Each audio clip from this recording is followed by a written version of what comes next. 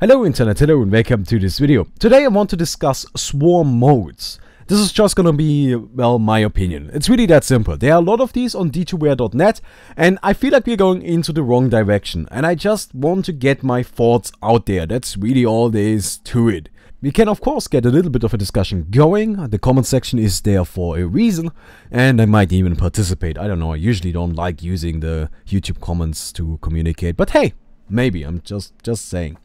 Anyway, this is just my opinion. This is not the universal truth. Don't believe that. I don't believe that either. It's just an opinion. And well, let's get started. I want to start by discussing the issues I've got with the current swarm modes. There are 4 of them in total. So, first of all, mostly they are right-click simulators. Well, at least for most of the game. You just kind of sit there and hit things. Spells can be useful and sometimes they are essential, but most of the time they aren't. Most of the time it's just kind of hitting stuff with your broken items, which leads to the second issue. The game is not balanced for it. It's that simple. The game is not balanced for swarm modes. There's nothing else that needs to be said about this point or the next point, which is actually more of a technical issue, but it's still an issue. The modes crash the server. Every single swarm mode I've played so far has managed to crash my game or the server. Or both. However, what I feel like is the biggest issue is that there's no feeling of urgency and that there are no choices. I honestly don't even consider these current swarm modes we got to be games at all. They are not.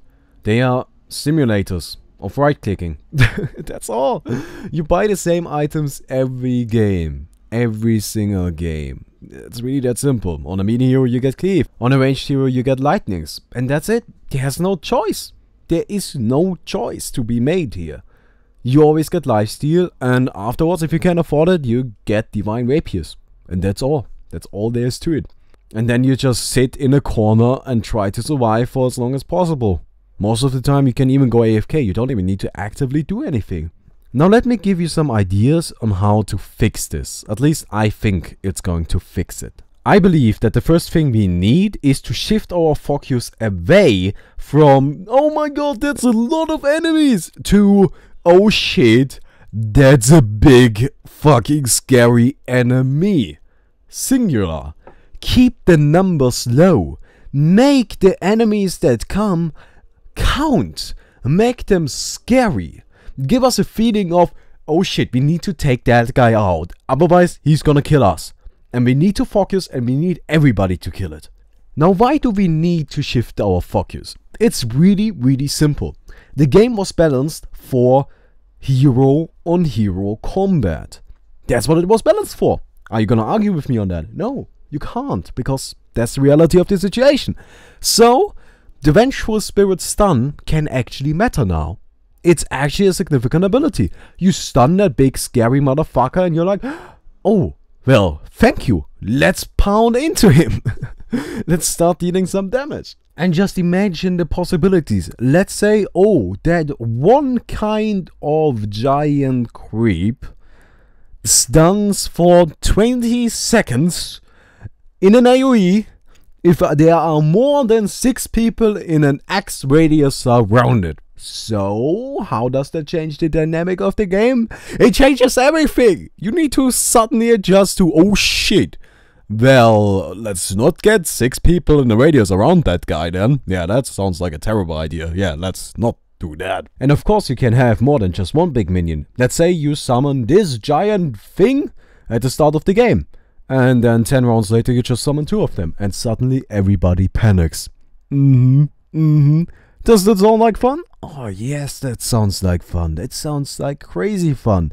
Or imagine there's one giant damage dealing ad and there are lots and lots of tiny aura ads around it. And if you don't kill the auras, the big one is gonna be incredibly powerful. If you kill the auras, the big one is pretty simple to take out. But you need to adjust your playstyle to that.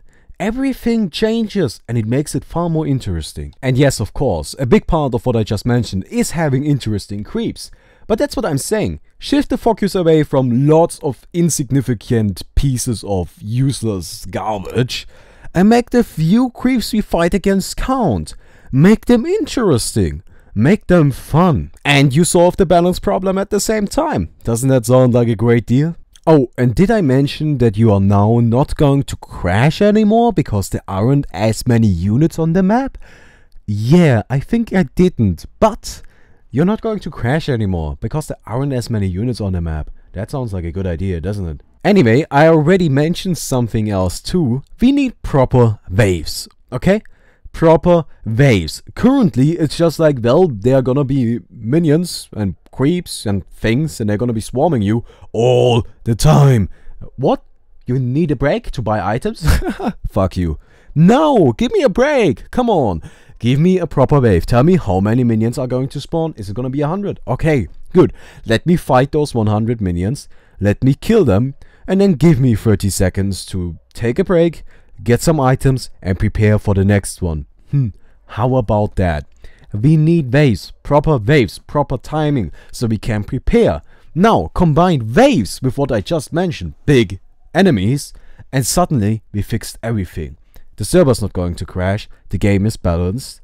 It's not a right-click simulator anymore, because we need to actually make our abilities count, and they matter. And we created a feeling of urgency, and we created choices. Now imagine this. You're playing, and the wave just ended. You managed to beat this one. And you see, oh shit, next wave is going to be the Mega Giga Agadron 2000 XX Sniper Elite No Scopes XX 360s. Yes, it's gonna be him. And you're like, oh shit. Well, team, okay, we need to be in this specific position to properly deal with him. We need to get these items to properly deal with him. And we need to do these things in preparation to deal with him. But as it turns out, you only got a limited amount of time to get everything ready. Oh shit, and he's gonna spawn soon. Oh fuck. Okay, people, get working. Oh, no, Jimmy, stop fooling around. We need to get this done. Otherwise, we are just fucked. Jimmy! Oh shit, he's here. Fuck. What do we do now? Urgency. See what I did there? Everything is fixed. Okay, I know. There are more issues, right? And honestly, we don't just... This is just my mode. This is just my ideas. That's all it is. But I think we can work on this basis, right? I also got some more thoughts. Something you could do is sell abilities. Make leveling work in a different way. Maybe you get a new level every time you beat a wave.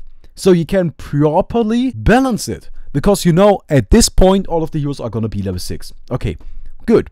Now we know that this is the case. So we can properly adjust the minion to be exactly level 6 powerful. It's gonna be tough to deal with him, but it's possible.